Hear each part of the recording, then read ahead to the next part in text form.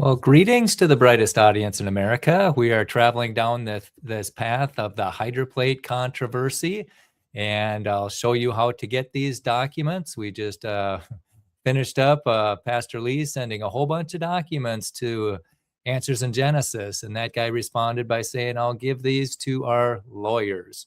So we'll see what happens next in the saga. And if you want to follow along, or if you want to know where to get these documents, we will show you real quickly. Just go into hydroplate.org, and then you go into this hydroplate resources, down to hydroplate controversy, and then up at the top, you go into the timeline, which is a really neat tool. And then you get these timelines, and we started out way at the beginning, back in the 1988, 60. We looked at the first letters that Walt wrote in the 1990s, and then it went to arbitration. And then Pastor Lee eventually gets into the scene here. And let's see, what are we looking at? Oh, Lee's response, we went plagiarism at the AI Museum. That's what we did last time. So we're now in 2008, and this is going to be, that was in July of 2000. Let's see here. When was that? Plagiarism. This was July of 2009. And now we're going to go to, Lee's response to Holroyd of March of 2008. Well, that's out of order. All right. Okay, maybe they just got a typo in there. We did the Jeremy, we did the plagiarism at the AIG thing, and now we're doing something in March. Well, check this out. Let's see if the date's right. Okay, and we are going to do this March 19th, 2008. So this is a little bit out of order, and I like to read the original documents. That's what I like. I like the letterheads on top. Okay, so this is where we go. This will be actually before the hydroplate thing.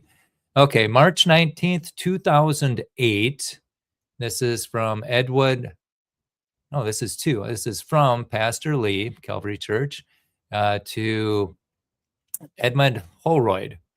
Dear Dr. Holroyd, I want to thank you for taking time to respond to my letter March 14th, 2008, which was sent to AIG with a copy of you since you were mentioned in the letter. I have interspersed my comments below and indented from your original. Dear Pastor Lee, this is now Dr. Holroyd replying to Pastor Lee. This is to acknowledge the receipt of the letter that you sent to AIG and others. I have skimmed all of it and in particularly reviewed those portions referring to my contributions. The summary of my work appears to be correct, though I do not remember the particular elevations. For those who do not know it, here are my memories from more than 20 years ago. I'm glad to hear that my letter, okay, then Pastor Lee says, I'm glad to hear that my letter is factual about your contribution. This was the major reason for sending it to you. I would love to hear any additional comments you may have if and when you have the time and desire to carefully read it. My March 14th letter and the associated links. Holroyd. I was the first to outline a possible lake upstream of Grand Lake Canyon, preceding both Dr. Austin and Brown. To which Pastor Lee says, Dr. Brown and I and everyone who carefully reads the correspondence history will agree with you that you preceded Brown with your unpublished lake. Brown was not aware of your work before he published his two lakes and only became aware of your work and of you and your work when Austin presented your lake as his own in order to plagiarize Brown's breach point elevation and Grand Lake name. Brown's discovery of the breach point at the north end of the Marble Canyon was one of the smoking guns that showed Brown how the Grand Canyon formed. I do not agree with you that you preceded Austin's lake because the facts as I know them show that Austin had no lake. He used yours until he plagiarized Brown's. The fact that you preceded Brown is made clear in my letter. Dr. Brown acknowledges that you independently came up with your unnamed lake using an entirely different approach than his. You also acknowledged in writing at the International Conference on Creationism. Let's take a peek at that. There it is. You can check it out on your own. But he says that that Brown independently came up with his lake at 5,700 feet, which Brown called Grand Lake. Brown discovered Grand Lake by looking for an explanation for how the Grand Canyon was formed. He was the first to discover and explain the breach point elevation and how the breach formed Marble Canyon, undercut Hopi Lake, and with the combined water of those two lakes, created Grand Canyon and the Kaibab Upward in a matter of weeks. Perhaps because you have been affected by Austin's plagiarism, you are unaware of Dr. Brown's explanation and mistakenly said in your paper in the July 1994 ICE conference that Austin is the one who summarized the catastrophic breaching of the lakes to create the Grand Canyon. The facts as I know them are that Austin did not summarize his hypothesis. He plagiarized Brown's to the extent that he could. To this day, Austin does not have a working breach dam hypothesis. He did not and has not explained how the breach could form the Grand Canyon. However, Brown has published a 36-page explanation of how Grand Lake breached to form the Grand Canyon. Brown's writings also address your concerns about a lack of shoreline etched at the 5,700-foot level.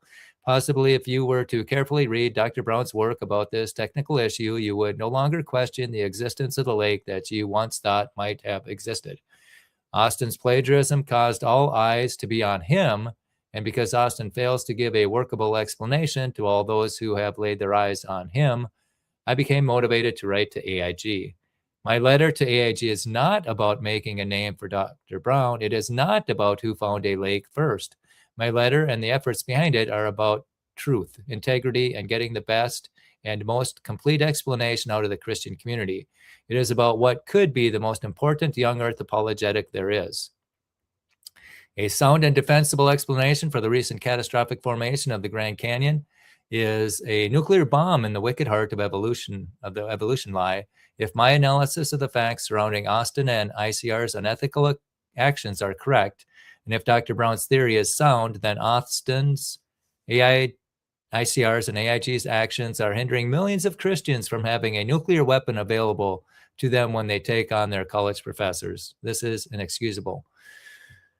Okay, in the mid-'80s, as a federal scientist, this is Holroyd. In the mid-'80s, as a federal scientist, I used our computers to colorize elevation data for use as a map underlay for plotting positions of our research aircraft that were doing cloud studies in Arizona. The digital elevation data, DEM, was produced by the former Defense Mapping Agency at a resolution of 30 degrees of latitude and longitude. I noticed that the painted desert region resembled a basin, with the canyon of the Little Colorado River providing a drain. Then I looked upstream along the Colorado River and noticed similar possibilities. I wondered how high the simulated lakes might be if the Grand Canyon did not exist. I found that water would then flow around the north end of the Kaibab uplift near the Utah-Arizona border. That elevation is presently about 5,600 feet, according to the DEM. Pastor Lee. If I understand what you're saying, you are talking about the saddle spill point that is north and west of Marble Canyon, a westernmost portion of Grand Lake. Please correct me if I'm wrong. Holroyd. The attached without JPEG. Not found. Okay. The attached shows a photograph of a mosaic of the region with color-coded topography. I changed my color scale for terrain upstream from the Grand Canyon, showing blue shades for lower elevation. The attachment with lakes JPEG shows a photograph of the resulting mosaic. I determined that the area and volume of such a series of lake basins approximately totals that of Lake Superior. Oh, interesting. Oh, okay, there it is. Wow, that's pretty cool. So there's Hopi Lake. There's Grand Lake with the islands in it. Wow, and there's a lake way up here too. Interesting. Very interesting. And Grand Canyon's down here. Okay, there we go. Okay, enough water out of Lake Superior. Your mosaic shows, okay, and then Pastor Lee says your Mayak shows just one lake, which is the one lake that Austin used to plagiarize Brown's work when he inserted your one lake into his 1989 guidebook. Let's see that.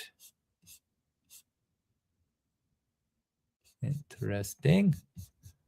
Okay, we go back. Also, he accidentally inserted a 1988 copyright page into that same guidebook and used that false copyright page to try to hide his plagiarism. When I follow the blue of your slide, I can see that you show one lake that is primarily dammed by the current Kaibab upwarp, which did not exist at the time of breaching, according to Brown's theory.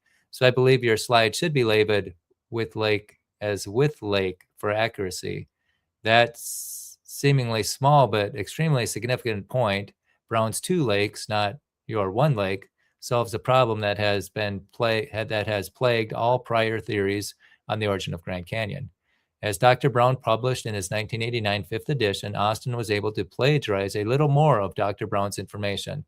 The name Grand Lake and the two lakes separated, Hopi and Grand, and the breach point at the north end of Marble Canyon, and insert more details into his 1990 guidebook, along with your one lake map and Brown's two lake map with Grand Lake labeled. Let me see that with lakes JPEG. I don't know. Okay. So it's dammed up at Grand Lake. I don't know. All right. Anyway, we shall move on.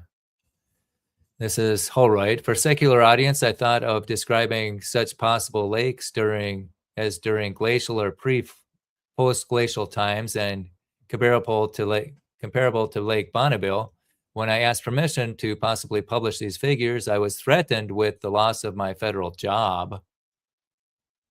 I therefore destroyed the original paper mosaic, which I had already photographed. Eventually, I had my slide film developed. The attachment, both slide JPEG, shows frames 02 and frame 05. Frames 03 and 4 have the same content. Notice the Kodak date stamp on January 1987, confirming that my work was done in 1986. It was the first international conference on creationism in 1986 that I met Dr. Steve Austin. I eventually shared my insights with him, including prints for my slides. I explained to him that I was denied permission to publish the figures in that form. I prepared lesser diagrams on my personal computer for his use. Anything related to federal work would have been public domain anyway, so I was not looking for credit. Pastor Lee responds, your work is fascinating. Eric Donovan is an animator friend of mine who more than a year ago did the DEM work on Dr. Brown's 8th edition computer-generated picture of Grand Lake and Hopi Lake. Donovan used the satellite-generated elevation information to do the same thing you did in 1986. A few months ago, I asked Donovan to work on making a color-coded elevation map of the entire area around Grand Canyon so I could use it in our Grand Canyon documentary. Looks like you did the same thing years ago. And then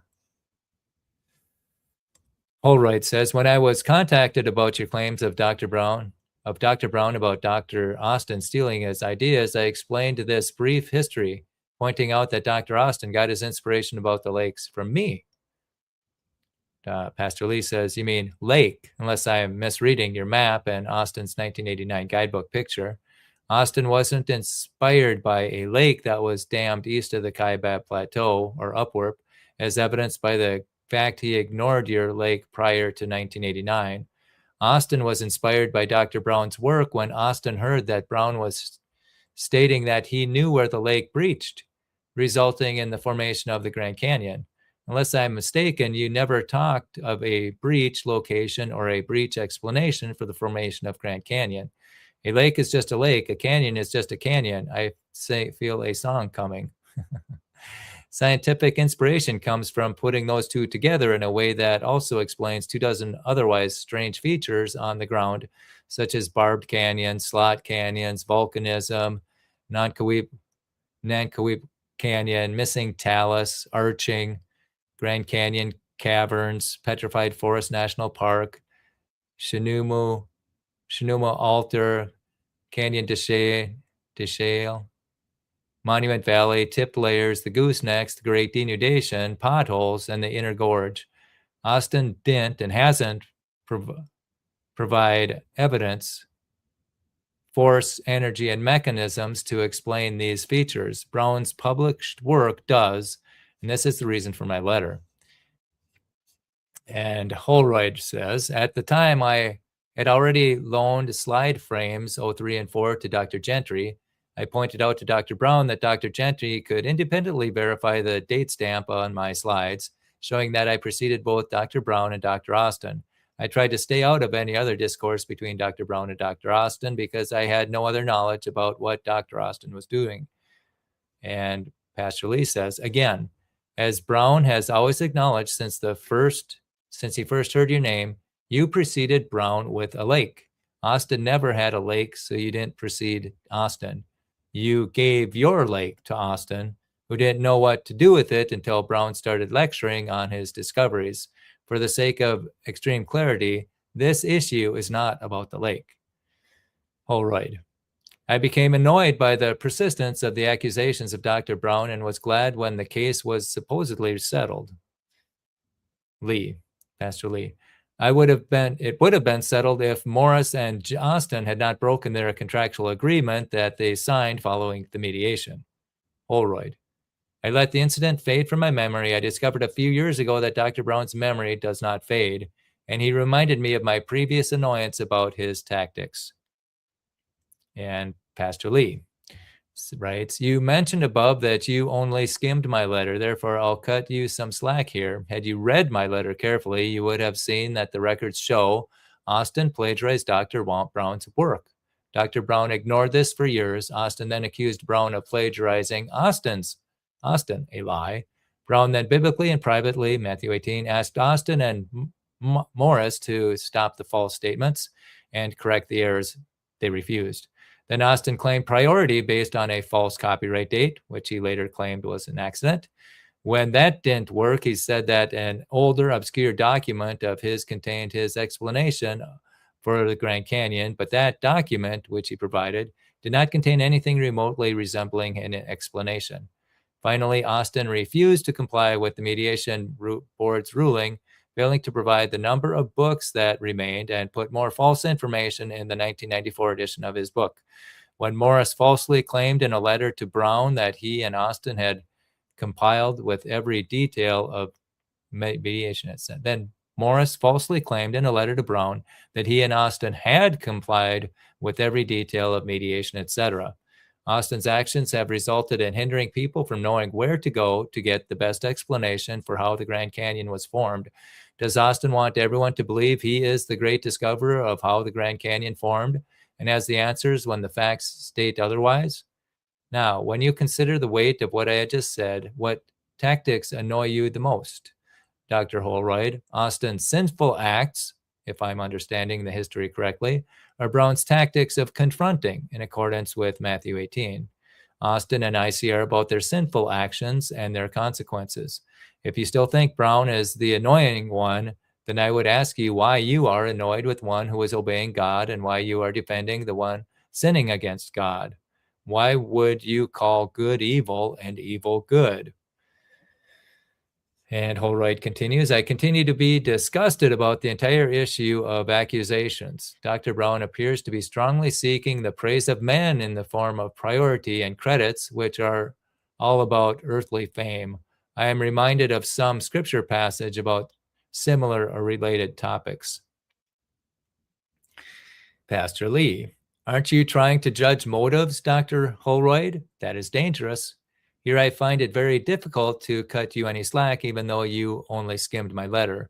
The record shows that Austin, not Brown, has spared no expense of sin to garnish the praise of men. The result of his desire for praise has been to lie about Dr. Brown and his work and rob people of a deeper understanding of how a breach dam carved the Grand Canyon. If I understand the record correctly, your disgust is grossly misdirected. Skimming may be a big part of your understanding. What I laid out in my letter last week requires careful study. Holroyd writes, Matthew 6, 1-2, be careful not to do your actions of righteousness before men to be seen by them. If you do, you will have no reward from your Father in heaven. So when you give to the needy, do not announce it with trumpets as the hypocrites do in the synagogue and on the streets to be honored by men. I tell you the truth, they have received their reward. In Matthew 6, 19-21. Do not store up for yourselves treasures in heaven where moth and rust destroy and where thieves break in and steal, but store up for yourselves treasures in heaven where moth and rust do not destroy and where thieves do not break in and steal. For where your treasure is, there your heart will be also. John 12:43. For they love praise from men more than praise from God. And Pastor Lee responds, I suggest you send these to Austin. Holroyd goes on, though it was proper to seek mediation a long time ago, to bring up this issue again and propose making it public seems to violate 1 Corinthians 6, 1-8, which ends, but instead one brother go to law against another, and this in front of unbelievers. The very fact that you have lawsuits among you means you have been completely defeated already. Why not rather be wronged? Why not rather be cheated? Instead, you yourselves cheat and do wrong, and you do this to your brothers. And Pastor Lee says, your use of this scripture shows me how shallow your reading of my letter was. Nothing in my letter deals with going to law against Austin. Brown never even hinted to Austin or Morris that he was going to violate this scripture. To me, it is quite possible that Austin/Morris knew that Brown would never take them to civil court, and therefore they knew they could violate the Christian Mediation Board ruling with impunity. If this was their thinking, I hope they are now coming to grips with the errors of their ways. Holroyd. This entire issue of priority over the naming of lakes that do not exist in the present is foolishness. And Pastor Lee responds, it's not about the naming of lakes, Dr. Holroyd. Please read my letter of March 14 carefully. Holroyd, they may not have existed in the past either. I have photographed some from Air Navajo Mountain and the Henry Mountains. They show no ancient shoreline etched in those produced by Lake Bonneville. This is possible strong evidence against such lake upstream from the Grand Canyon. Pastor Lee responds, I suggest you also carefully read Dr. Brown's 36-page chapter where he addresses this issue. The hydraulic mechanism that lifted the Colorado Plateau is the key, but the hydraulic mechanism presupposes the hydroplate theory, which explains what happened before, during, and after the flood, and where the flood water came from and where it went. It corresponds to the Bible in every detail. The HPT also explains the rapid formation of 25 features of Earth, including the Rocky Mountains and the world's other mountains, being buckled up in hours, and the slow uplift of the Colorado Plateau and other plateaus, all which are next to major mountain ranges, then eroding of Grand Canyon in weeks. This is another reason for my letter. Austin's and ICR's actions have not only blocked people from the best explanation for the Grand Canyon, but they have also hindered people from hearing the only biblically and scientifically sound explanation for the global flood of Noah. I find it disgusting that Austin and ICR will publicly slander Dr. Brown's work with statements like, his ideas look very impressive to someone not trained, but believe me, they are utterly laughable to one who has any training in geoscience. While Austin had plagiarized Dr. Brown's major discoveries about the Grand Canyon, Dr. Holroyd, please tell me this disgusts you too. Public slander, this must be the letter. Yep, to Jeremy. Yep, that's in there. Yep, we read that one already. The elevations are not that, Holroyd says, the elevations are not that critical either. Pastor Lee says, I agree, and Brown agrees. Brown's elevation being slightly different than yours is not the issue. However, the fact that Austin used Brown's elevation instead of yours, providing compelling evidence that Austin plagiarized Brown's work, despite his pathetic song and dance excuse about how he changed your 1,700 meters to 5,700 feet. Following mediation, Austin then renames the lake and changes the elevation to 5,800 feet. Plagiarizing, not lake elevation, is the issue when it keeps people from the best information, including understanding the flood of Noah and the remarkable accuracy of Genesis 1 to 11. His pathetic song and dance. Yeah, I think we read this one too. Yeah. Anyhow, the weight of Lake Bonneville depressed the center of the region. Oh, this is Holroyd writing. The weight of Lake Bonneville depressed the center of the region such that present elevations of the ancient shoreline are at a variety of heights above the present Great Salt Lake. Any use of the modern dam for shoreline positions for massive lakes in the past cannot be accurate. Pastor Lee says, I totally agree with you. Holroyd goes on, your attachments bring up the topic about how could water breach the Kaibab uplift anyway. Dr. Austin suggested that I pay attention to the cave system in the red wall and Mauve limestone layers. From the geological maps, I saw numerous breccia pipes and collapse structures related to such caves. The Park Service did not want actual cave locations to be made common public knowledge. As I examined my DEM data, I noticed that the western shore of the proposed lake would approximately match the top of the limestone layers. That means what water could possibly be piped through the limestone, providing channels for an eventual catastrophic collapse through which the Colorado River now passes. I never published such research. I worried about the shallow average gradient of flows across so many horizontal miles of strata. Pastor Lee says, your worries were justified, and you were wise not to publish your thoughts about how water could breach the Kaibab uplift. Had you done so, Christians would have read your book and marched into their college classrooms with this untenable idea. Then their professors would have made them and you look like fools. Then the student might stumble in their faith and it would be your fault. So you should be glad that Austin and AIG's museum displays made this error and not you. Holroyd says, I would like to see strong resistance to this seeking of earthly glory. I would like to see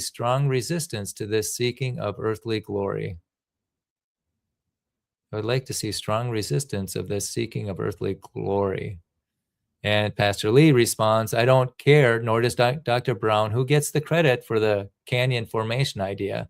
I do care that the information is incorrect and complete. No, wait, I do care that the information is correct and complete. We all should resist seeking earthly glory. We all should also seek the truth, especially when the truth could help countless people better understand the flood, our Lord's awesome power, and the accuracy of his word. Copies to Mike Matthews, editor, Answers Magazine. Institute of Creation Research, Steve Austin, John Morris, Henry Morris, the third, Larry Vardaman, Bruce Ward, Mark Rashi, the formerly worked at ICR, Peter Robinson, Associate Director of Assistant Professor of Law at Pepperdine, and Rob Yardley. There you have it. All right, so that's Holroyd's response to Pastor Lee. And then he sent that thing to, let's see, what's next? Holroyd's work of Pastor Lee. Let's take a peek at where we're at. Okay, that's probably a good space. Let's see what's coming up. What's coming next in this Holroyd's work of 19? Oh, that's not it. Where did we go? We go and go and go. That's that timeline. That's a little temperamental. Hydroplate, go down to the controversy. Let's see, hit the timeline. Let's see what's coming next. Maybe I have to do it this way. That's their mediation, arbitration that turns to mediation. And this is where Pastor Lee jumps into the fray. This is where we might be right now. Plagiarism and Lee's response to Holroyd. Yeah, which dot is this? That's that dot. That is March 19th, 2008. What's this one? Plagiarism at July. Okay, all right. Okay, Lee's response. We've already done the plagiarism one. What's this? ICR to Lee. And that's a quick one. We'll read this one and then we'll move on to the next one. Okay. ICR's response to Lee. Okay. Here we go. This is from ICR, Institute for Creation Research, September 22nd, 2008.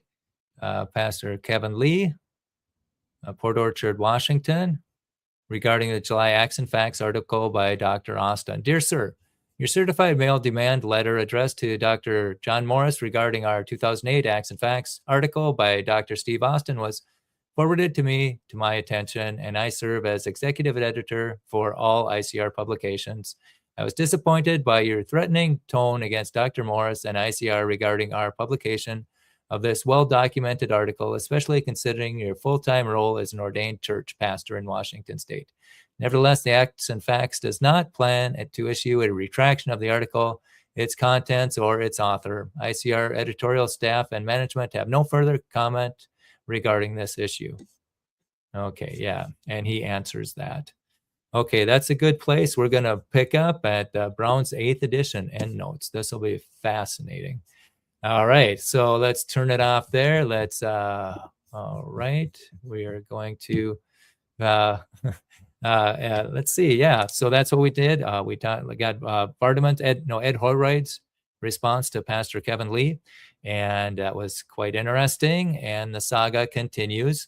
And we're only doing this because there is a theory that's making accurate predictions and it's not being discussed. And this is one of the reasons why I think it's not being discussed. Nobody wants to talk about this, and it needs to be talked about so it can be discussed and science can advance.